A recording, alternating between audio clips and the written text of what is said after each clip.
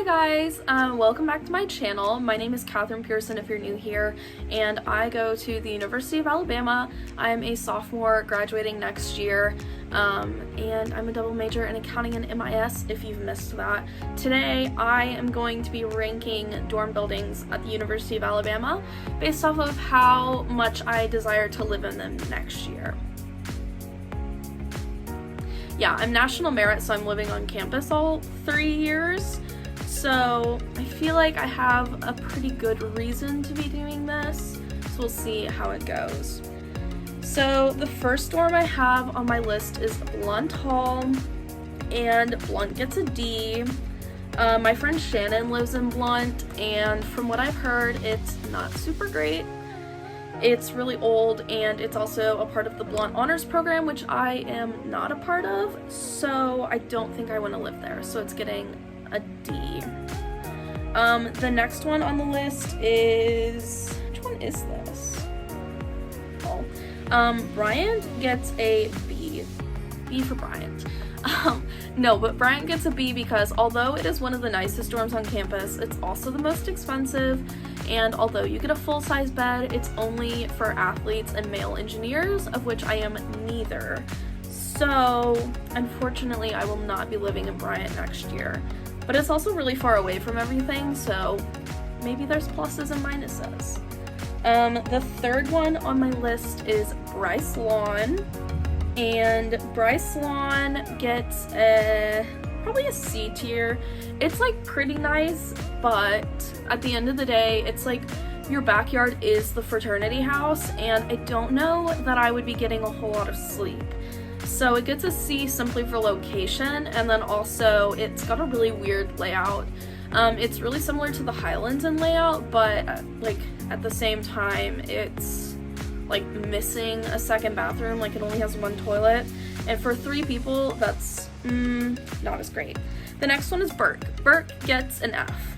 I lived in Burke at the beginning of this year, and I thought, oh, it's gonna be great, because it was like right by the aquatic center. It was really close to the building I go to church at, and let's just say that Burke has a lot of mold.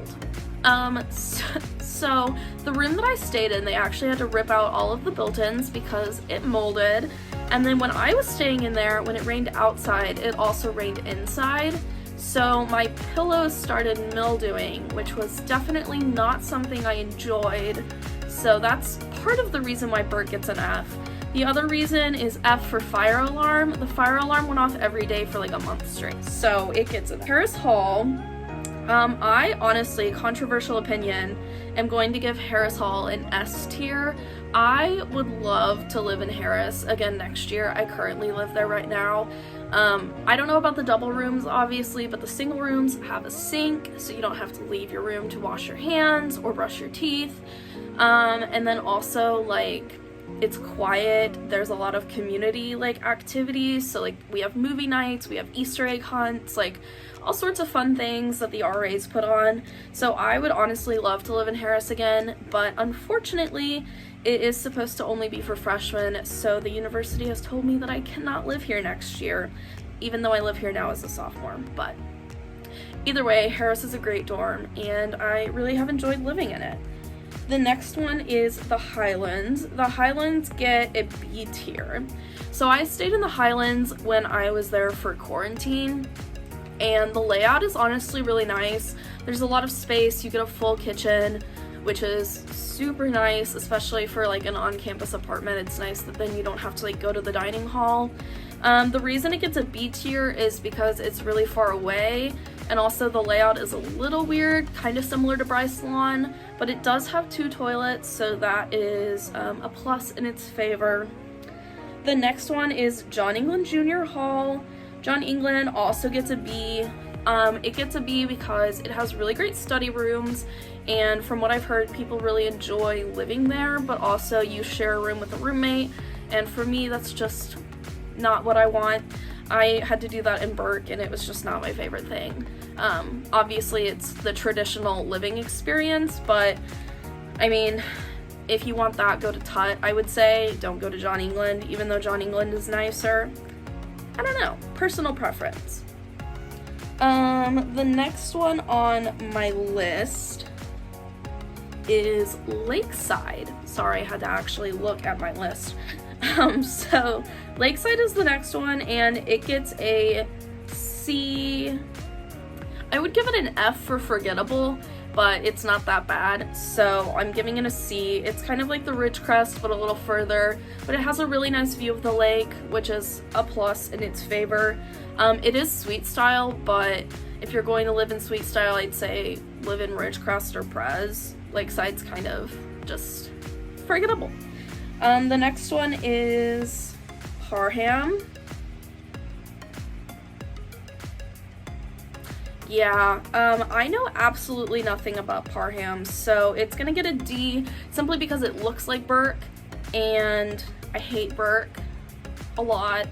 So Parham gets a D because it's in the same area as Burke, and I can't imagine that it's all that different. And then the next one on my list is Prez. Prez gets a C tier along with Lakeside because Prez is really far away, and also on top of that, Prez is definitely the party dorm. I think like the majority of people in Prez are in college to like go to bars or stuff like that. So Prez ends up on Barstool a lot, which I don't think is a plus when you have to live there. The next one is Ridgecrest East and West. It gets a B tier. I've heard that the common spaces are really nice, but in my personal opinion, it's kind of another one of those dorms where no one really lives there. A lot of people either go to Ridgecrest or Prez if they're going to do a suite style. So, yeah. Ridgecrest South is going to be an A tier. I lived there my freshman year, and it was really nice, but at the same time, I'm not that excited to be living there again next year. Spoiler alert. It's kind of far from everything on campus, including like all the dining halls. I mean, I say far, and it's not really that far. Like, all of my friends live in Ridgecrest this year, so like it's really not that far, but it feels really far when you have an 8 a.m., which I had a lot of my freshman year. So just a little something to think about. The next one is Riverside, and Riverside is getting probably also a B tier.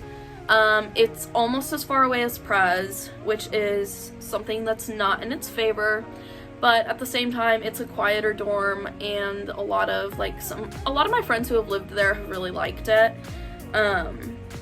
But at the same time, like, it's a suite style, so at that point, go to Prez if you're going to be that far away, or go to Ridgecrest if you're going to be in a suite style. And then lastly, because I honestly forgot Patey, if Patey was on my list, I would give Patey, like, a D tier. No one wants to live in Patey. Patey also, they just renovated, and I think it's still just as disgusting as it was before.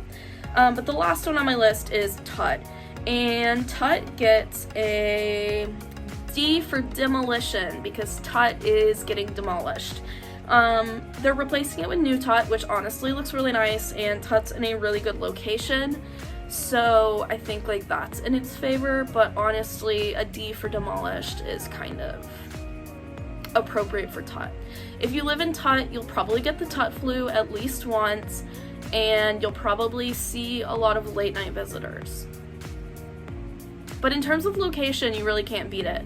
It's super close to a Starbucks, super close to Sorority Row.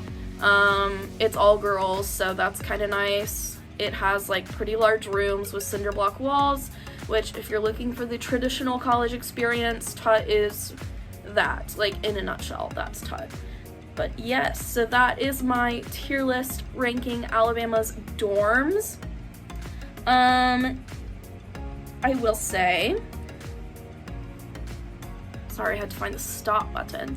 I will say, if you're looking to come onto campus and you're not in the honors college, so you don't want to go Ridgecrest, I would say the next best, if you're looking for a suite style, would be probably Lakeside. If you're looking for an apartment style because you're a transfer student, I would go with a Highlands over Bryce Hall. I think like being in the Highlands, although you're really far away, can also be really nice because they're really quiet. And if you're looking for a traditional style, I would say if you're a girl, go to Tut. If you're a guy, probably go to Patey or Parham, or Bryant if you're a male engineer. But like if you're a guy, like I'm sure Parham is not that bad, and it's all guys. And then like Patey is, I think, like where the Business Honor Society is. So if you're in business, that's not a bad place to be. You can meet a lot of people in your major. But overall, there's not really a bad dorm at the University of Alabama other than Burke. Burke is a bad dorm. Burke should be blown up. Like construction-wise, not actually. But yes, so that is my ranking of all the dorms at the University of Alabama. If you enjoyed this video, I'll be doing more similar to this. I had a really busy week, so this was kind of what I came up with. Sorry I didn't upload last week. I needed a break. But yes, that's my tier list of all the dorms at UA. If you liked it, subscribe, leave a like, and I will see you all next time. Bye!